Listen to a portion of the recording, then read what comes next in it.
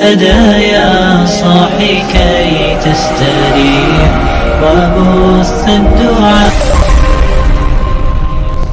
يا ساعة الفضاء الرحيم.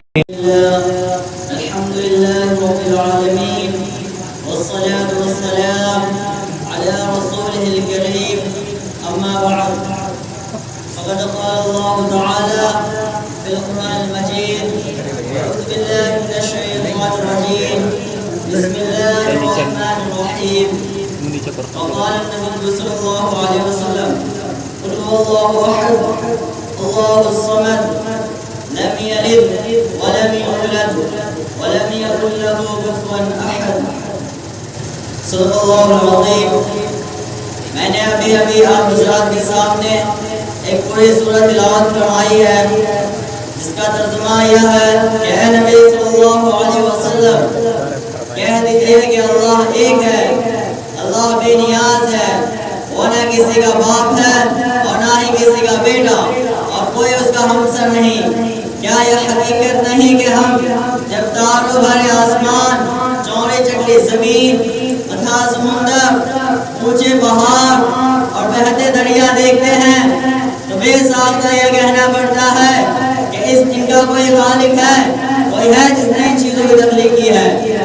پھر ہم ایک قدم اور آگے بڑھاتے ہیں اور سوچتے ہیں کہ رات آتی ہے، دن رخصت ہو جاتا ہے، صبح ہوتی ہے، شام ہوتی ہے، کائنات کا نظام بدھیٹے کے اصولوں کے مطابق چل رہا ہے، کہیں سے کوئی خرابی نظر نہیں آتا. شمس و قمر اپنے وقت پہ نکلتے ہیں اور اپنے وقت پہ روکتے ہیں. بے ساختہ یہ کہنا پڑتا ہے کہ اس عظیم کائنات کا کوئی حاکم ہے، کوئی ہے جس نے ان چیزوں کی تخلیق کی ہے، جو سارے جہاں سے بے نیاز ہے، کسی کا احسان مند نہیں، کوئی اسے روک نہیں سکتا. کیونکہ اگر کوئی روکنے والا ہوتا تو دنیا کے نظام میں سچے ڈھنگ سے نہ چلتا. لو كان فيهما آلهة إلا الله لفسدتا. اگر دونوں یعنی زمین و آسمان میں اللہ رب العزت کے علاوہ کوئی اور معبود ہوتا تو دونوں ٹوٹ پھوٹ جاتے. جب کسی ملک میں دو بادشاہ نہیں رہ سکتے، کسی بھی ادارہ کئی صدر نہیں ہوتے، بھلا اس کائنات کے کئی حاکم کیسے ہو سکتے ہیں؟ محترم بزرگوں اور دوستوں، ہماری یہ باوقار مجلس اگر اپنا کئی صدر چن لے تو کیا یہ مجلس چل سکتی ہے؟ کیا لوگ ہمیں بیوقوف نہ کہیں گے؟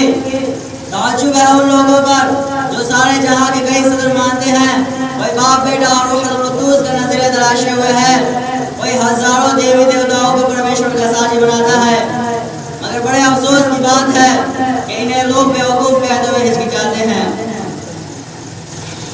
حضرات، ممکن ہے کہ دوران تقریر میں اس حقیر سرکار سے کچھ غلطیاں ہو گئی ہو. آپ حضرات سے گزارش ہے کہ آپ حضرات مجھے مطلع فرمائیں تاکہ میں نے کون سی بات غلط کہی ہے آئندہ ایسا نہ کروں گا. انہی چند باتوں میں اپنی تقریر ختم کرتا ہوں.